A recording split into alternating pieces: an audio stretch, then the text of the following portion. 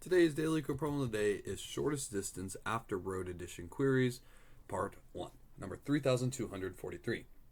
For this problem, we're given an integer n and a 2D integer array called queries. There's going to be an n number of cities numbered from 0 to n minus 1, meaning it's a 0 indexed array. And initially, there is a unidirectional road from city I to city I plus 1 for all of the cities. Queries of I is going to have a u variable and a v variable, which represents the addition of a new unidirectional road from city u to city v. After each query, you need to find the length of the shortest path from city 0 to city n minus 1.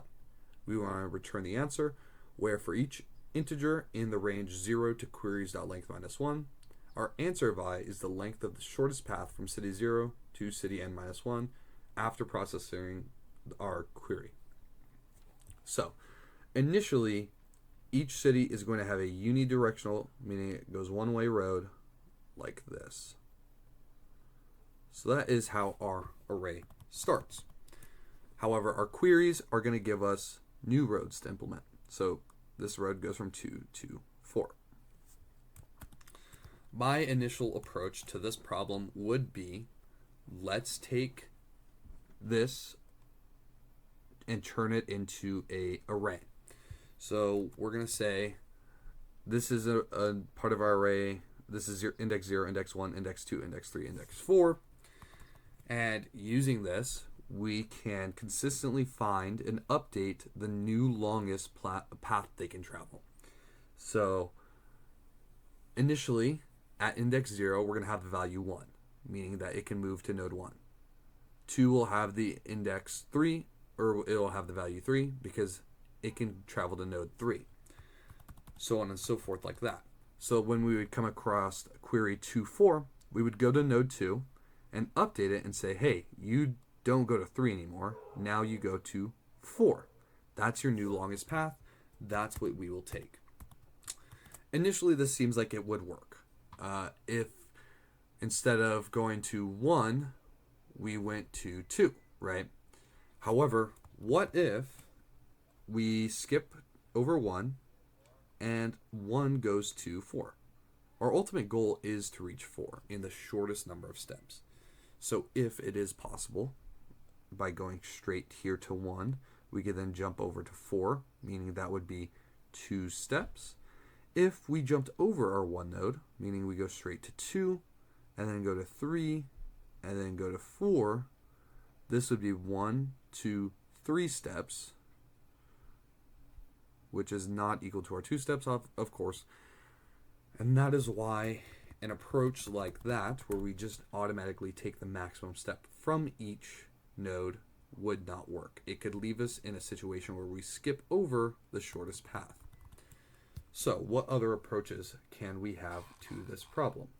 Well, an approach we can use is a breadth-first search to compute the shortest path after every query. So a breadth-first search is perfect for this problem because it finds the shortest path in our unweighted graph. So here's our plan.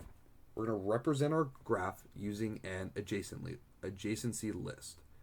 Our adjacency list is just going to store the roads between cities. So 0 connects to 1, 1 connects to 2, 2 connects to 4, 2 connects to 3, so on and so forth. We will first start with our initial roads, and then we will process our queries dynamically, meaning as they come.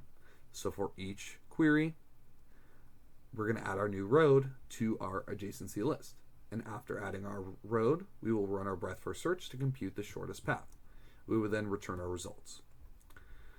Let's go ahead and explain a breadth-first search first so we can be clear with that.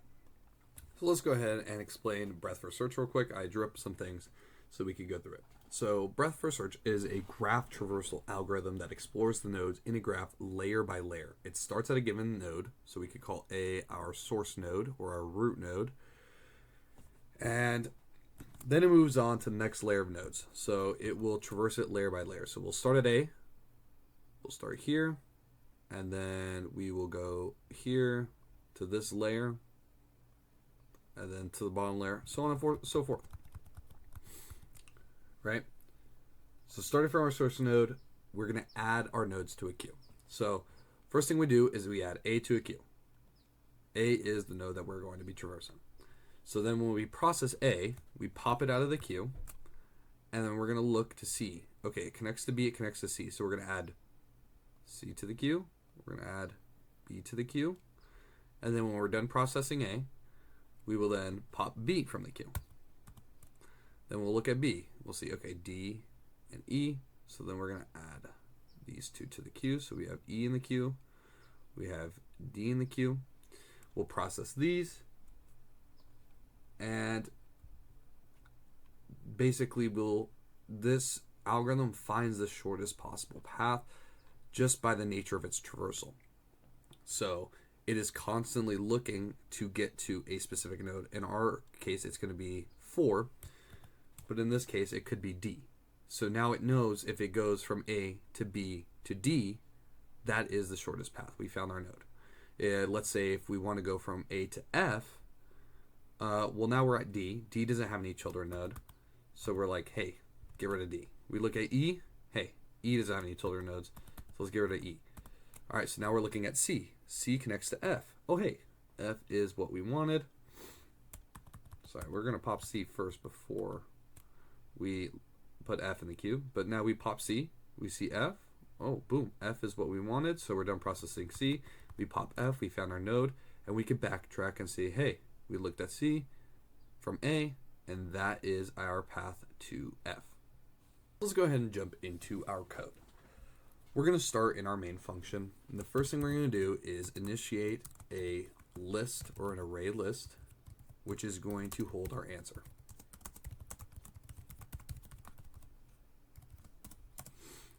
We're also going to have a nested list, which is going to work like the blue array I had before, which is going to be our adjacency list. This is going to keep track of what nodes are next to which nodes.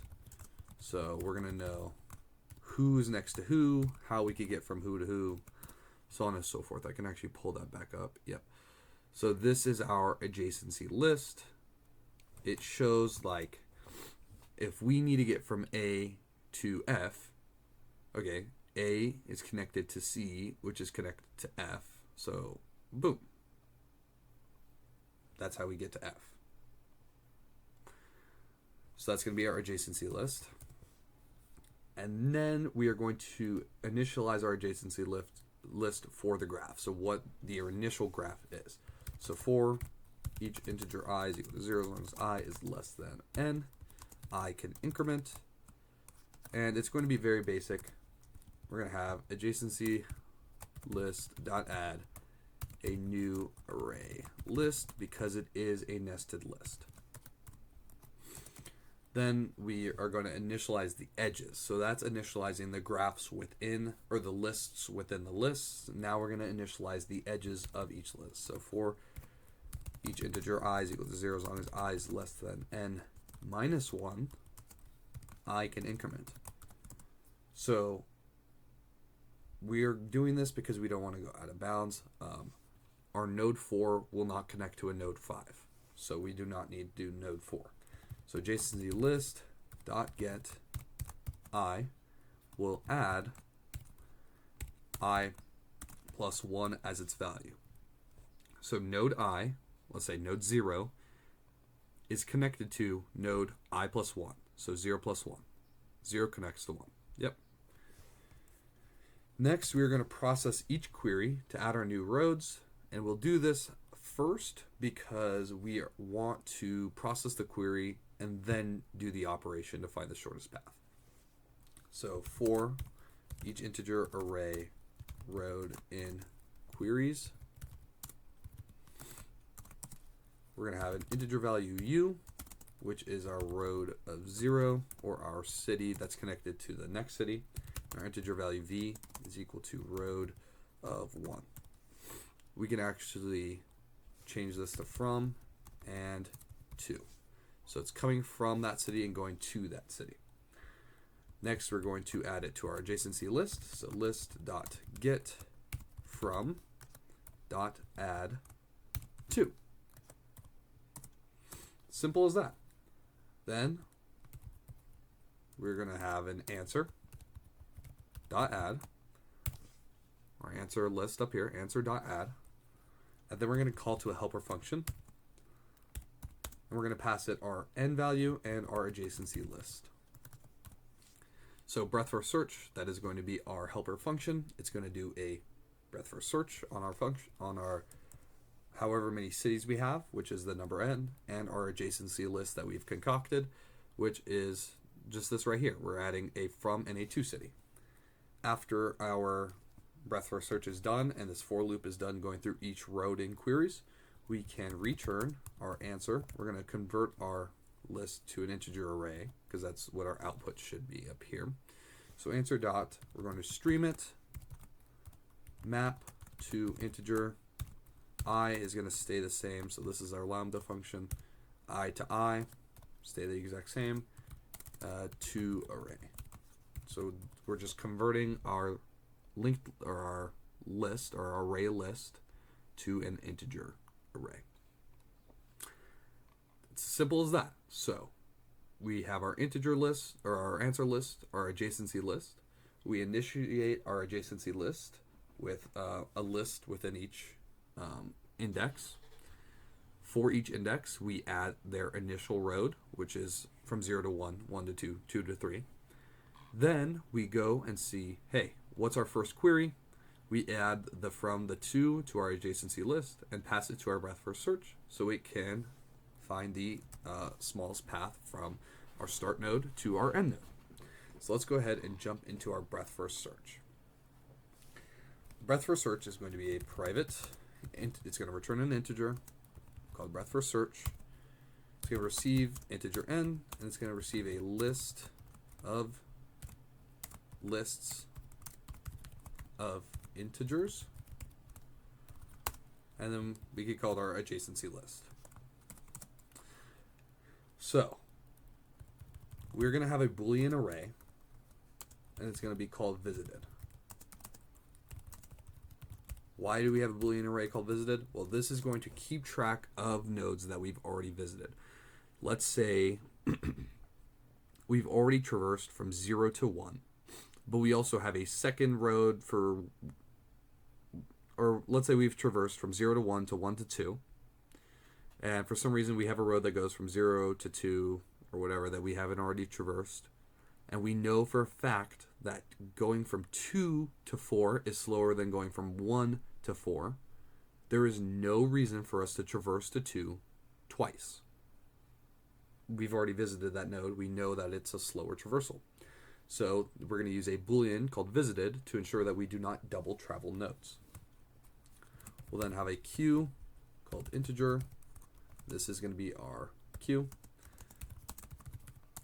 And these are linked lists. Next thing is we're going to start our breadth first search. So queue.add 0. That's our starting point. And we can set visited of 0 to true because we know that is our starting point. Let's make sure I spelled that right. All right.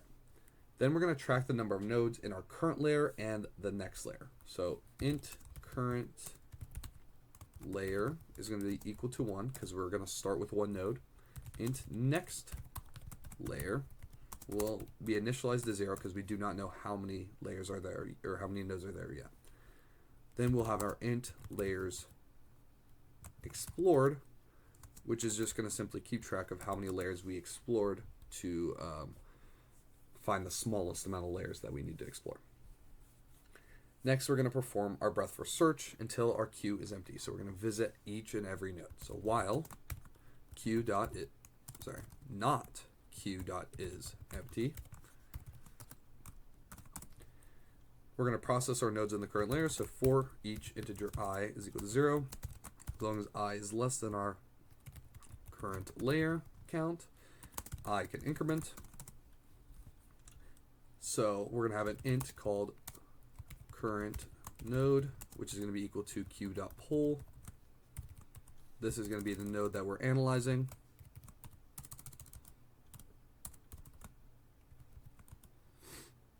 And then we're going to check if we've reached our destination node. If this is the node that we want to get to, the last node in the list. So if current node is equal to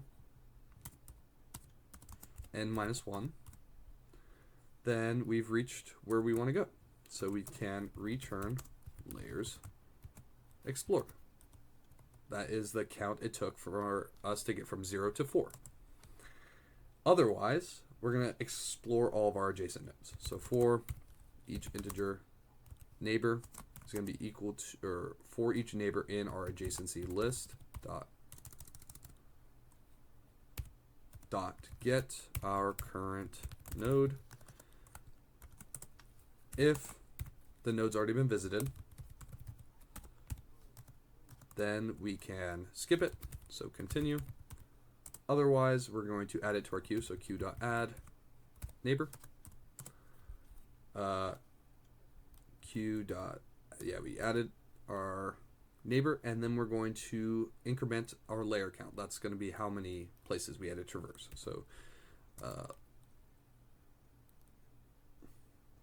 So next layer is going to increment, and then we're going to say visited of neighbor is equal to true, because we have now found that node. We're going to traverse that node. We do not need to double traverse it after this while loop breaks. After this for loop breaks. When we're done with that, we're going to move to our next layer. So our current layer is going to be equal to our next layer. We're going to reset our next layer count, so next layer is going to be equal to 0, and our layers explored is going to increment as we have to go down to the next layer. Next, we can return our -1. This is a base case in the situation where we complete our breadth first search and there is no answer readily available to us. So if we run this, passes our test cases, and if we submit it, passes all solutions. So that's it for this problem. Thank you. Follow for more daily LeetCode solutions. If you want to learn how to code, check out the links in my bio today.